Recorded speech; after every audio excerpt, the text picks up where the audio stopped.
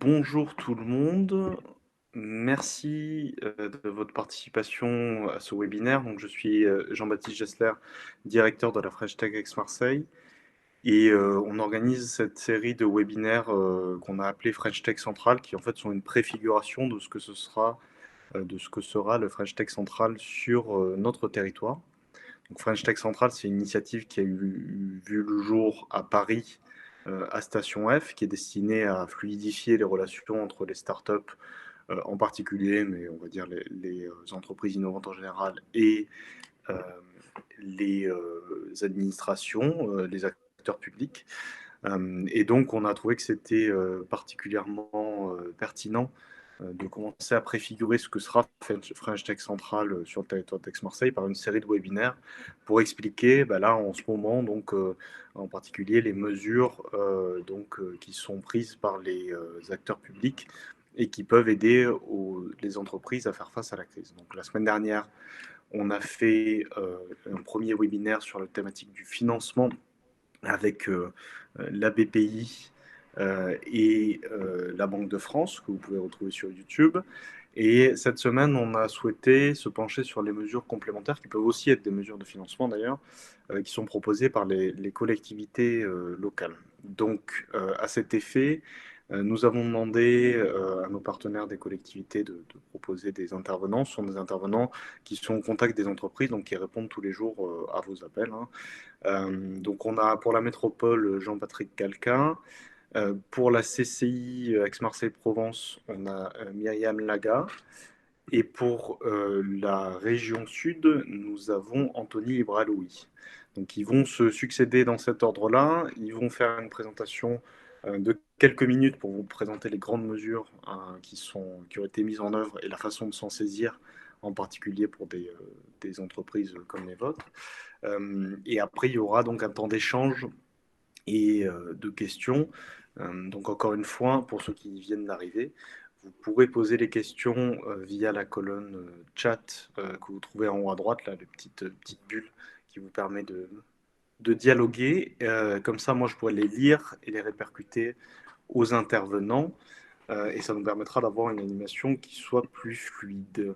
Donc, je vais laisser la parole dans un premier temps à Jean-Patrick Calquin, qui est donc chargé de mission à la métropole Aix-Marseille-Provence, qui va allumer son micro, j'en suis sûr.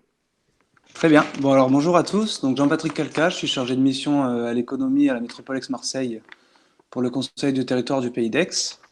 Et je vais vous parler aujourd'hui du Fonds territorial et solidaire qui a été lancé par la métropole, mais aussi par le département, les chambres consulaires, dont la CCIMP, et la mairie de Marseille aussi qui va soutenir ce projet. Donc c'est un fonds de 40 millions d'euros qui va être étendu à 50 millions sous forme d'avenant. Et l'enjeu, c'est de soutenir les entreprises les plus vulnérables qui s'engagent à sauvegarder leur emploi. Donc en fait, c'est une avance remboursable qui vise à répondre aux besoins de trésorerie à court terme, donc à taux zéro, avec un remboursement différé de 18 mois, sachant que ces 18 mois peuvent être étalés à 21 si jamais il y a besoin. Le but, c'est jusqu'à 2500 euros par emploi à partir de 2 emplois et 4000 euros maximum pour un auto-entrepreneur seul, et ça concerne toutes les entreprises jusqu'à 20 salariés. Donc les critères, c'est d'avoir son siège ou son établissement principal sur le territoire des Bouches-du-Rhône ou le territoire métropolitain, donc c'est-à-dire avec Pertuis qui est dans le Vaucluse et Saint-Zacharie qui est dans le Var. Il faut être à jour de ses cotisations sociales et fiscales au 31 décembre 2019. Pouvoir justifier d'une perte d'au moins 30% du chiffre d'affaires sur la même période entre février et le moment où vous déposez le dossier à N-1 et N-2, sachant que s'il n'y a pas de N-2, vous pouvez quand même être concerné à partir du moment où vous avez 6 mois d'activité, et ce sera évalué au cas par cas avec des prévisionnels, ou pas avec un bilan prévisionnel par exemple. Ensuite, qu'est-ce que je peux dire de plus? Les emplois qui pourront bénéficier de cette aide, c'est des emplois qui doivent être basés sur le territoire. Donc le territoire département des Bouches-du-Rhône, hein, sachant où je n'ai pas dit, le département met 35 millions d'euros sur ces 40. La métropole 2,5, les chambres consulaires, on est à 500, 1000. Mairie de Marseille s'engage à 2 millions aussi. Donc voilà, donc les postes, ils doivent être sur le territoire métropole, Bouches-du-Rhône, Saint-Zacharie-Pertuis. Euh, S'il y a un risque particulier, après, si 2500 euros, c'est pas assez ou quoi, vous pourrez être accompagné. Il y aura une commission en plus pour peut-être évoluer un petit peu les montants. Mais ça, après, il y aura un accompagnement de la CCI que vous verrez un peu plus tard sur le montage de ce dossier. Voilà. Ensuite, pour la procédure, donc c'est une plateforme de demande dématérialisée. Donc, il faut aller sur le site économie.ampmétropole.fr. Vous allez sur ce site, donc je répète, économie.ampmétropole.fr. Et vous aurez accès à la plateforme dématérialisée en ligne où vous pourrez télécharger tous vos dossiers, vous aurez tous les contacts qu'il faut, de la CCI ou autre. Et c'est par là en fait que tout se place. Donc c'est une procédure qui est accélérée. Vous aurez un versement à 30 jours maximum après la réception du dossier complet, en une seule fois. Et vous aurez aussi un accompagnement dans le montage du dossier, l'amortissement de cette crise par la CCI. Et voilà. Et enfin, cette aide, il faut savoir, elle est cumulable avec toutes les autres aides que vous demanderez aux autres structures publiques du territoire, que ce soit national ou autre. Donc, ça ne va pas vous empêcher de. Vous pouvez tout à fait postuler, même si vous posez à d'autres trucs. N'hésitez pas à poser un dossier, même si vous n'êtes pas complètement dans les critères. Posez un dossier quand même, parce qu'il y a quand même un accompagnement qui sera fait. Il y a quand même des commissions exceptionnelles au cas où. Donc, voilà. Et c'est en place depuis le 23 avril. Et là, ça y est, c'est parti. Voilà. Merci Jean-Patrick. Donc, on avait compris que c'était une initiative collective avec le département, la ville et la CCI. Donc, la CCI donnera, j'en suis sûr, encore plus de détails opérationnels. On avait une Bien question sûr. sur les secteurs concernés. A priori, c'est tout secteur, de ce que j'en ai compris. Il y a quelqu'un qui, en particulier, demande pour le secteur de la culture. Est-ce qu'ils pourront postuler à cette avance remboursable? Alors normalement, oui, c'est une aide qui vise même les assos s'il y a une activité économique derrière. Donc a priori, euh, s'il y a une activité économique, s'il y a une vraie perte de chiffre d'affaires, oui. D'accord. Très bien. Je vous ai mis aussi dans le chat donc le lien Ah oui, vers le formulaire, parce qu'a priori, il y a un formulaire sur le site Démarche Simplifiée qui permet oui, de déposer la demande. voilà, De ce que j'ai compris, les experts comptables ont reçu des modèles d'attestation pour attester de la baisse de chiffre d'affaires. Donc, ok. vous pouvez, à mon avis, demander directement à, à votre expert comptable. On a une question sur le délai de prise de décision. Je crois que tu l'as évoqué, mais est-ce que tu peux le rappeler? Alors le Euh, délai, c'est 30 jours Maximum, hein, c'est ça. maximum après Donc, ça peut une aller fois que plus le vite. dossier a été complet. Ouais, Donc ça peut aller plus vite, effectivement. Et voilà, le délai, c'est 30 jours maximum, mais à réception du décès complet, du d'accord. dossier complet. Donc voilà, s'il manque des documents, si, par exemple, faut fournir deux bilans d'activité, je crois, pour Mhm. N-1 et N-2, ou alors un bilan, ou alors un prévisionnel. Voilà, dès que le dossier est complet, il y a 30 jours. D'accord. Et donc, l'aide, je le rappelle, c'est 4 000 euros minimum pour une entreprise où il n'y aurait pas de salariés. C'est Et ça. après, c'est 2 500 euros par emploi jusqu'à 20 emplois, c'est ça? Jusqu'à 20, ouais. C'est Donc, ça jusqu'à fait 20 jusqu'à salariés. 50 000 euros d'avance remboursable à taux zéro sur 18 mois. Voilà. Ok. Très bien. Écoute, merci beaucoup Jean-Patrick. Alors, une question complémentaire. Si une procédure de licenciement économique est engagée, peut-on percevoir l'aide pour les autres salariés de la structure?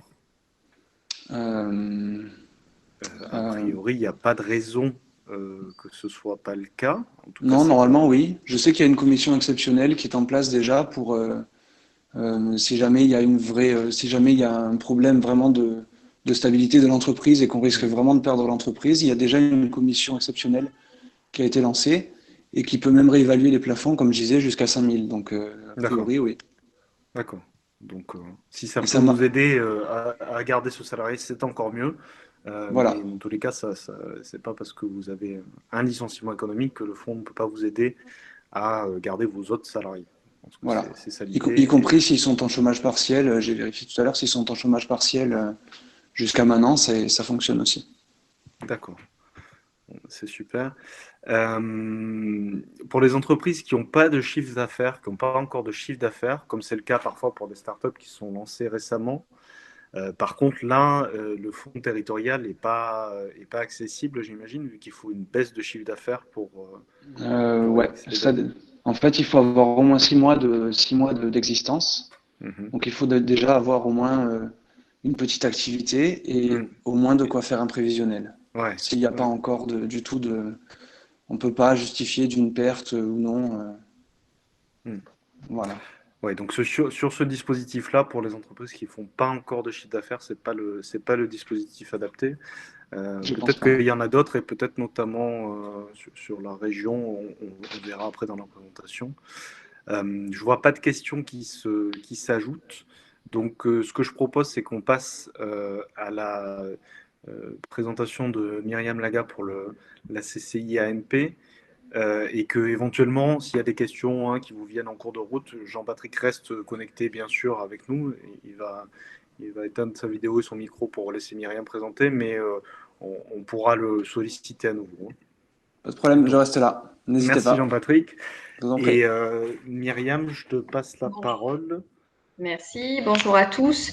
Je rebondis sur au niveau des délais. Sachez qu'effectivement, comme la CCI gère ce fonds métropolitain, les premiers dossiers ont été traités la semaine dernière, donc le 23 avril qui correspond au lancement, et les premiers paiements vont intervenir la semaine prochaine. Donc juste pour vous préciser un petit peu la rapidité à laquelle à laquelle ça peut aller. Voilà, donc ça c'était j'en profite pour introduire. Donc moi Myriam Laga, chambre de commerce. On va faire un petit état des lieux. Donc, par rapport alors, faire un état des lieux de toutes les aides, ça va être compliqué parce qu'il y en a à peu près 35. Et ce qu'il faut savoir, alors vous êtes des startups, il y a eu quand même un plan au niveau de l'État pour le soutien aux startups. On les citera, ces 4 mesures exceptionnelles pour les startups. Pour autant, vous êtes aussi des entreprises et vous pouvez avoir droit à d'autres aides parce que vous êtes employeur, vous êtes vous-même salarié, donc il y a énormément de critères qui sont liés à l'ancienneté, au chiffre d'affaires, au nombre de salariés. Donc voilà, donc ça c'est assez vaste. La seule chose, alors si on commence donc dans l'ordre, la CCI a été mandatée comme guichet unique pour traiter toutes les demandes des entreprises, à savoir pour centraliser toutes les demandes. Donc, je vais un numéro à noter, mais on vous l'enverra aussi. Donc, c'est le numéro au niveau c'est l'urgence Covid. Donc, pardon, excusez-moi, je dis des bêtises, je l'ai pas avec moi. Bon, c'est pas grave, je vous le donnerai. Donc, il y a une adresse mail qui est urgencecovid19@ccimp.com. Donc, il y a à peu près entre 50 et 60 collaborateurs qui sont mobilisés pour répondre à toutes les demandes des entreprises. Voilà, donc toutes les questions en termes d'accompagnement, c'est par cette adresse mail que vous pouvez passer. Alors, si on revient sur une présentation un petit peu plus traditionnelle, donc au niveau de la CCIMP, donc dans les grandes lignes, au niveau des aides financières, donc on est, comme je vous le disais, l'avantage aussi, c'est qu'on est donc étant guichet unique, on fait remonter. Il y a une réunion chaque semaine, un copil avec tous les acteurs, l'URSSAF, la Direct, les avocats, l'ordre des experts comptables, pour faire remonter un petit peu les problématiques, faire un état des lieux, de toutes les problématiques des entreprises. Et en général, ce point-là aussi est remonté au niveau de la préfecture. Donc, il est important pour chacun de vous, si vous êtes dans des situations qui ne rentrent pas dans les cases, de le faire remonter également pour que derrière, ça puisse peut-être, s'il y a beaucoup d'entreprises dans ce cas-là, faire un petit peu bouger les lignes. Alors, au niveau des grandes catégories des aides financières où la CCI peut vous accompagner, donc il y a toute la partie des prêts qui sont garantis par l'État, donc via la banque. Donc, c'est le fonds de solidarité volet 1 et 2. Donc là, c'est au niveau de l'État. Vous avez une aide donc, qui est nationale, impôt. Vous pourrez retrouver toutes les informations sur le site impôt.gouv sur le portail, mais on vous fera passer toutes les informations, donc pas besoin de les noter. Il existe aussi un fonds qui a été mis en place par la région, donc c'est le fonds Covid de résistance. Donc là aussi, vous avez la possibilité donc de solliciter des aides, notamment en termes des aides. Enfin, il y a tout un détail. Alors je vais essayer de vous les donner dans les grandes lignes. Je retrouve ça. Je pense qu'aussi il y aura Anthony Libraloui derrière de la région qui précisera D'accord, le bon alors fonds c'est Covid parfait, super. résistance. Alors c'est parfait. Ouais. Pardon, excusez-moi. Ok. Oui, c'est voilà parce que c'est vrai qu'après de faire un état des lieux de tout, c'est assez long. Et ensuite, bon, le fonds que justement qu'on vient d'évoquer. Donc sachez juste, je rajoute que c'est bien, la CCI à la gestion. Donc n'hésitez pas à solliciter avec des développeurs territoriaux les accompagnements en termes de dossiers. Ensuite, au niveau donc de l'URSSAF et des impôts, vous savez que vous avez la possibilité donc de reporter sur des délais et le dégrèvement des cotisations sociales. Là aussi, il y a quand même pas mal de mesures qui ont été mises en œuvre. Les reports d'impôts aussi en appréciation au cas par cas. Donc là aussi, voilà, donc vous pouvez retrouver toutes les informations assez détaillées sur le site des experts comptables PACA. Donc si vous avez en tout cas des demandes par rapport à ça, n'hésitez pas à aller consulter ce site. Il y a aussi pas mal de choses en termes de médiation, de facilitation qui ont été mises en œuvre. Donc, par exemple, ça peut arriver des accords avec votre banque, puisque les banques sont censées suivre un peu les recommandations de l'État. Malheureusement, sur le terrain, c'est pas toujours le cas. Donc, vous pouvez solliciter un médiateur du crédit. Le médiateur aussi des entreprises concernant des désaccords avec les fournisseurs. Donc ça aussi, ce sont des solutions qui peuvent des fois débloquer des situations. Donc la demande de report de paiement de loyer avec les bailleurs. Donc ça peut là aussi être un axe de levier pour limiter un petit peu la casse. Le recours aux procédures de protection devant les tribunaux de commerce de Marseille. Donc là, vous avez au niveau des avocats également, vous êtes peut-être au courant, la possibilité de vous faire accompagner sur des consultations pendant 1 heure gratuite. Donc si vous avez des problématiques, n'hésitez pas. Vous allez sur le site barreau-marseille-avocat.fr et vous avez droit, vous pouvez déclencher une consultation gratuite, je crois d'une demi-heure ou d'1 heure. Donc voilà, ça peut aussi également aider. Au niveau du soutien psychologique, parce que là aussi on le sous-estime peut-être, mais des fois, voilà, on a peut-être besoin d'être accompagné. Donc l'APESA a mis en place un numéro de téléphone, le 0805 65 505 0, pour accompagner des fois juste moralement les entreprises et les aiguiller sur d'autres services le cas échéant aussi. Donc il faut le savoir. Voilà. Ensuite, au niveau de la CCI, en parallèle, donc pour accompagner les entreprises, bon, vous avez peut-être, bon, c'est peut-être pas votre cas, vous n'êtes pas forcément commerçant, mais il y a une plateforme d'établissement ouvert qui a été lancée. Aujourd'hui, il y a à peu près 2400 établissements qui ont été recensés. C'était notamment pour les commerces qui étaient ouverts pendant la crise ou qui proposaient des services. Donc, si vous avez des services grand public ou même en B2B, à voir si ça peut vous intéresser d'être référencé sur cette carte.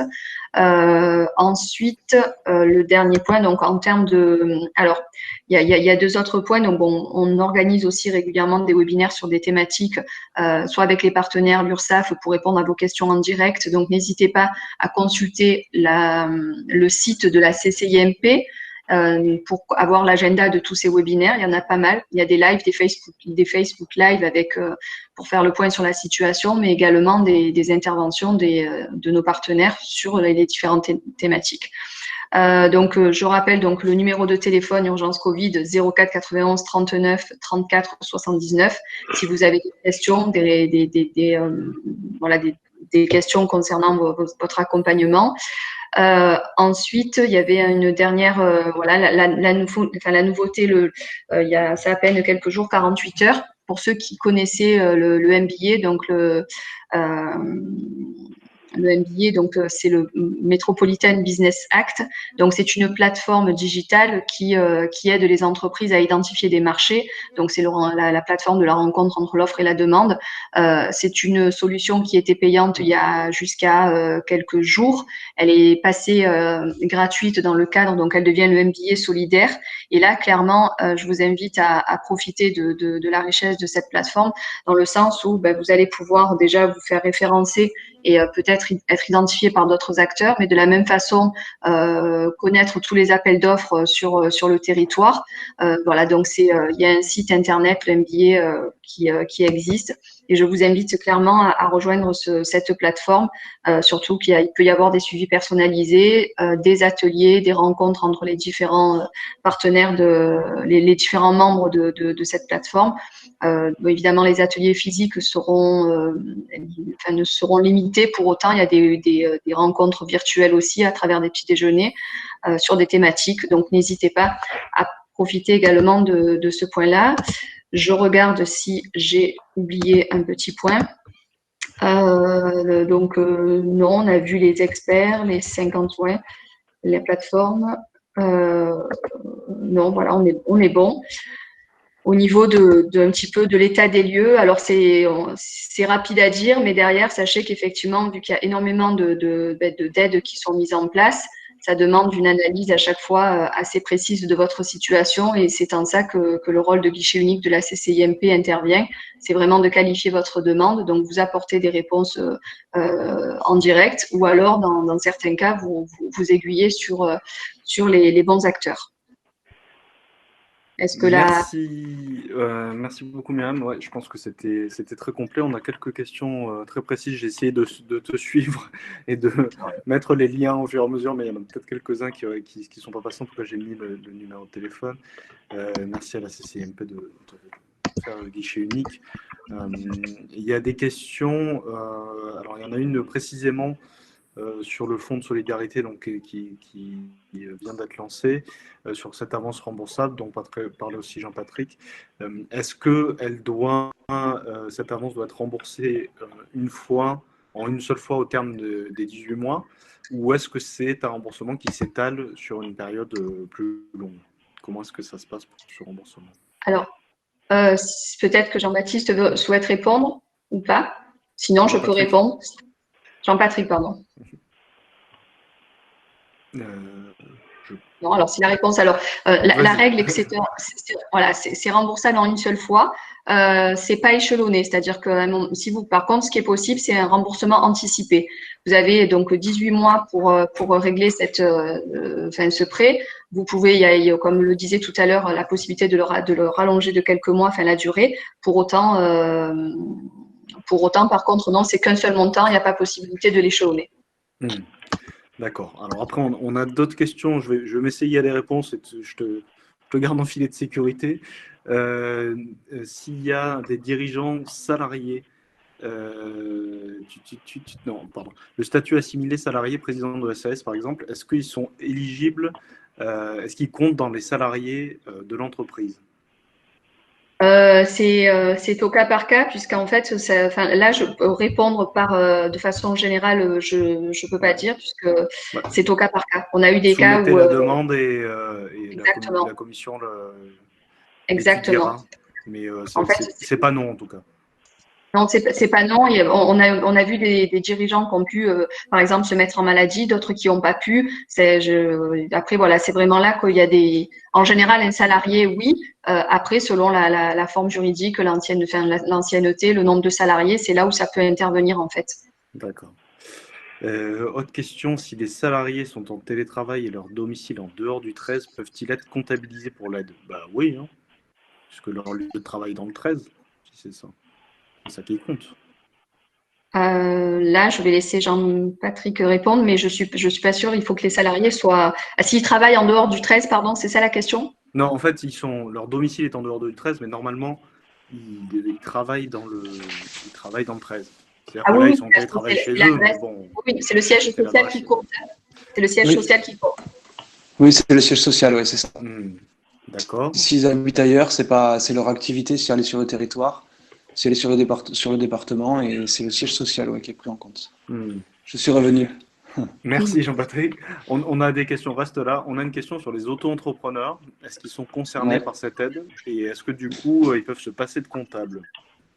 Alors, ils sont concernés. Mhm. Se passer de comptable, ça, je sais pas. Peut-être la Alors, CCIC, je sais pas ça. Mais ils Alors, sont concernés, effectivement, oui.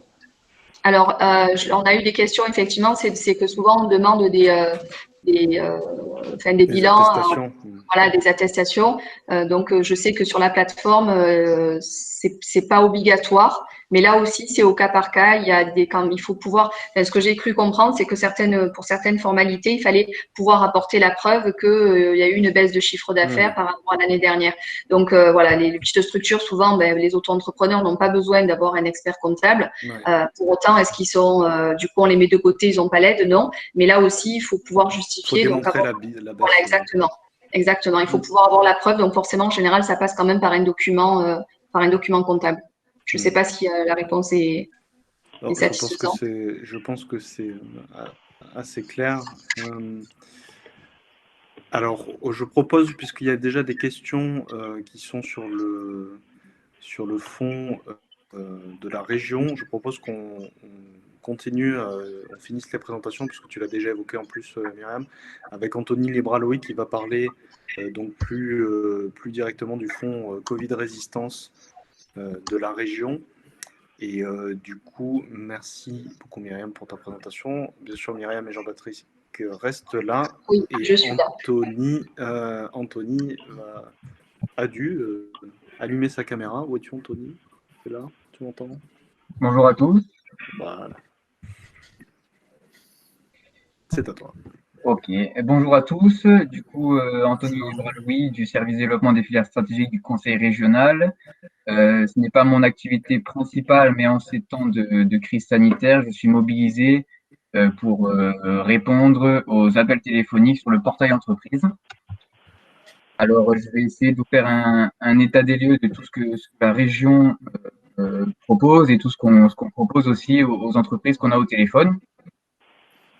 Donc, il y a 9 outils, des aides directes, d'autres indirectes à laquelle la région s'adosse à l'État ou à la BPI. Donc, premièrement, le Fonds national de solidarité, vous avez, comme vous le devez le savoir, vous savez qu'il est décliné en 2 volets.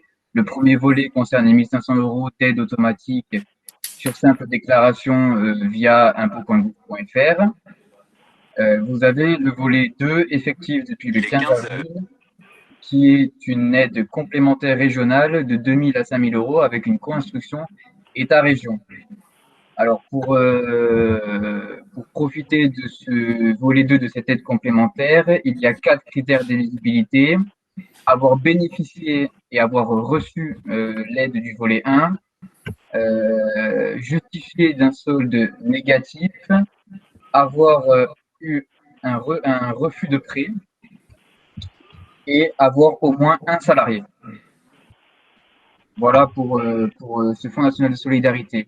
Si on passe au Fonds Covid Résistance, comme l'a énoncé précédemment, donc c'est un fonds créé par la région Sud et la Banque des Territoires. C'est un prêt pour les entreprises et associations de moins de 20 salariés, compris entre 3 000 et 10 000 € sans garantie personnelle, à taux zéro et avec un différé d'amortissement de 18 mois. Voilà, alors vous avez aussi un prêt rebond auquel la région s'associe avec la Banque publique d'investissement. C'est un prêt à taux zéro donc, proposé par la BPI de 10 000 à 300 000 € pour toutes les entreprises de plus d'1 an d'existence, tout secteur d'activité. Vous avez aussi donc le dispositif Région Sud Garantie que peut-être certains connaissent. C'est un dispositif de garantie bancaire jusqu'à 80% pour les entreprises. Donc là, il faut faire la démarche auprès de BPI France aussi. Vous avez un autre dispositif qui s'appelle Région Sud Défensif. Donc c'est une subvention ou une avance remboursable pour accompagner les entreprises rencontrant des difficultés conjoncturelles ou exceptionnelles, mais souhaitant investir massivement pour ancrer leur activité et rebondir. Alors ici, petit point de vigilance, ce dispositif s'adresse aux entreprises de plus de 20 salariés et c'est un mécanisme plutôt axé sur la défense et la défense de l'emploi des entreprises à fort impact territorial. Peut-être certains le connaissent. Classiquement, il y avait un dispositif Mon projet d'entreprise qui était une réunion de différents partenaires pour accompagner des entreprises.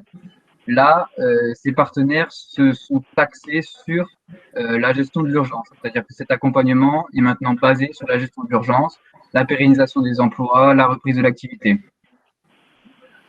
Il y a un prêt à taux zéro dédié aux agriculteurs avec 1 million de subventions directes aux exploitations pour compenser les pertes en chiffre d'affaires. Donc là, c'est exclusivement aux agriculteurs et je les invite à solliciter la Chambre de l'agriculture. Deux derniers outils. Alors, il y a les reports des échéances de remboursement des prêts et des avances remboursables. Donc ici, c'est pour les financements obtenus dans le cadre du FIER. Le report est de 12 mois. Et un dernier concernant les marchés publics, la région applique la règle de non-application des pénalités de retard pour les entreprises impactées par le Covid-19. Alors, je vous ai énoncé un peu à la suite et basiquement tous les outils que propose la région. Sachez que vous pouvez les retrouver sur le site entreprise avec un s.maregionsud.fr. Sur ce site-là, donc vous arrivez sur le portail des entreprises. Vous trouvez le numéro du guichet unique dont je fais partie. On est en moyenne 6 personnes par jour à vous répondre au téléphone, de 8h30 à midi et demi. On reprend de 13h30 jusqu'à 17h30. Donc voilà, donc en fait, je fais partie de ce qu'on appelle le niveau 1, donc pour répondre à toutes les demandes assez générales, demandes de précision sur certains outils. Après, si vos demandes deviennent plus techniques, on remplit ensemble une fiche de renseignement et là, un conseiller vous rappelle dans la journée ou dans les 48 heures.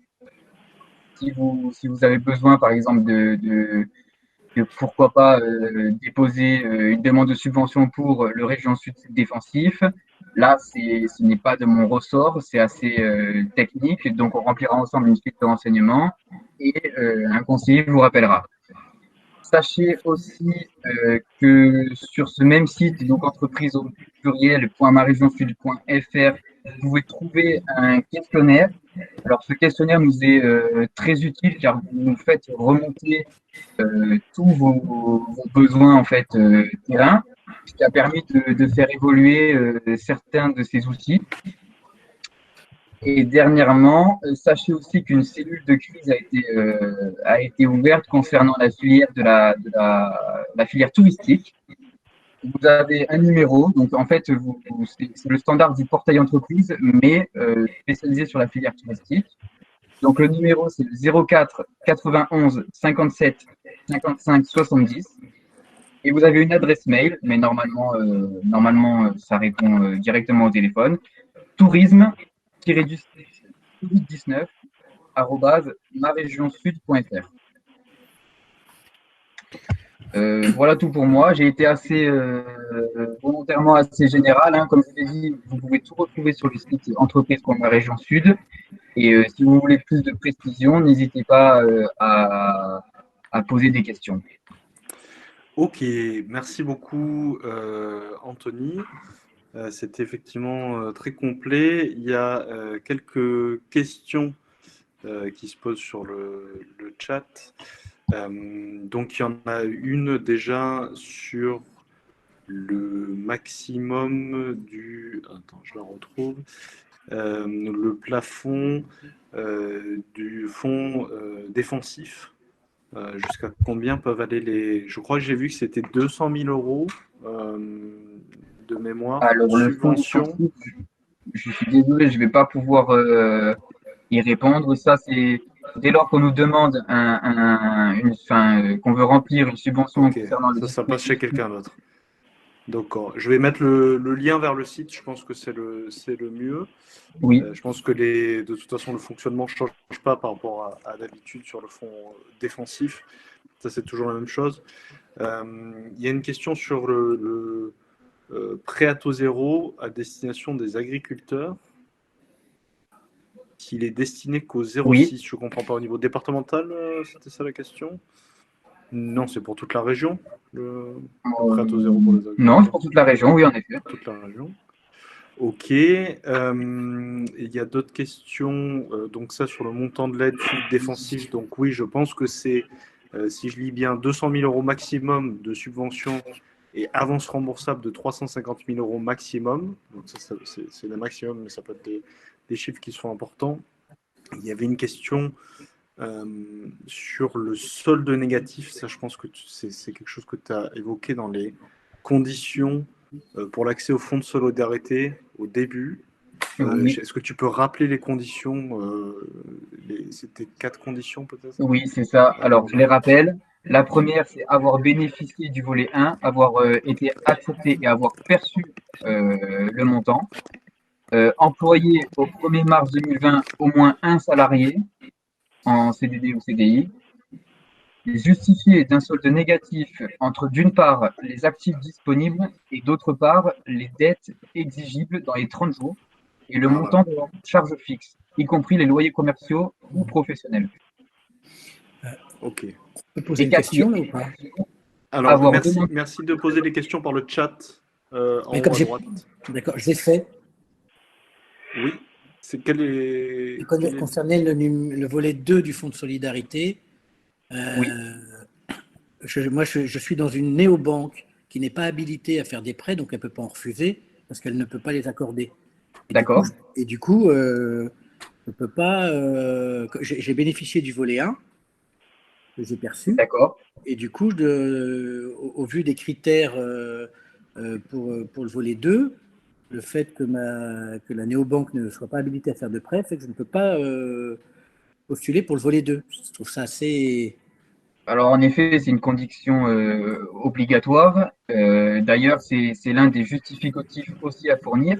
Le montant du prêt refusé, le nom de la banque, le lui ayant refusé Oui, je sais. et les coordonnées de son interlocuteur. Ce que je vais pouvoir vous inviter à faire, c'est peut-être de vous rapprocher d'une banque. En ces temps-là, On va faire remonter, mais je sais que c'est une problématique. Il y a plusieurs problématiques liées aux néobanques en ce moment. ouais. Et donc, c'est des problématiques. Alors, je ne sais pas si le médiateur du crédit serait utile dans ces cas-là, parce que de toute façon, la néobanque n'était pas l'interlocuteur adéquat pour accorder les crédits. Donc, nous, on fera remonter ces problématiques-là, à la fois à la mission French Tech et puis aux échanges qu'on peut avoir avec la CCI. Malheureusement, je ne crois pas qu'on a de réponse immédiate. C'est un peu un angle mort. Ouais, c'est pénalisant. Ouais, je sais pas y répondre immédiatement, mais on explorera cette question-là, bien sûr.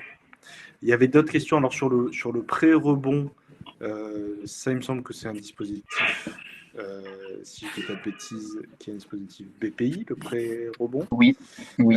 Donc ça, je vous invite à regarder sur notre chaîne YouTube, je vais vous mettre le lien, le webinaire qu'on a fait avec BPI et dont je ne me rappelle pas tout, même si c'est moi qui l'ai animé, mais où je sais qu'on a eu une partie sur le pré-rebond par Jean-Marc Bertigello, je vous envoie le lien à notre chaîne YouTube, qui en parlait.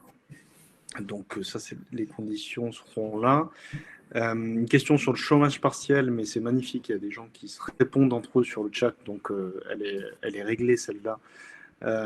Oui, le chômage partiel sera prolongé après le 11 mai et sur le secteur culturel, j'imagine que les dispositifs d'activité partielle seront prolongés encore plus.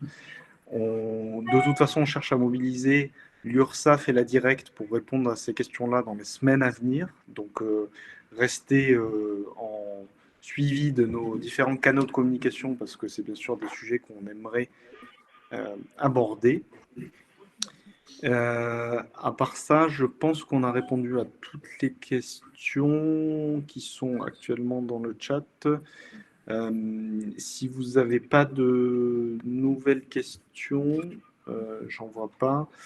Ah, voilà, il y en a une, oui. Alors ça, c'est pour la région. Existe-t-il des subventions spécifiques pour le soutien du secteur culturel? Ce ne soit pas des prêts. Alors, je ne sais pas s'il existe des subventions. En revanche, je vous invite à contacter donc le numéro que je vous ai indiqué tout à l'heure, qui est la cellule pour la filière touristique et culturelle. Je sais qu'il y a eu un webinaire ce matin même que vous devez sûrement retrouver sur Internet. Alors, j'ai pas le lien, mais qui était spécialisé sur toutes les aides touristiques et culturelles.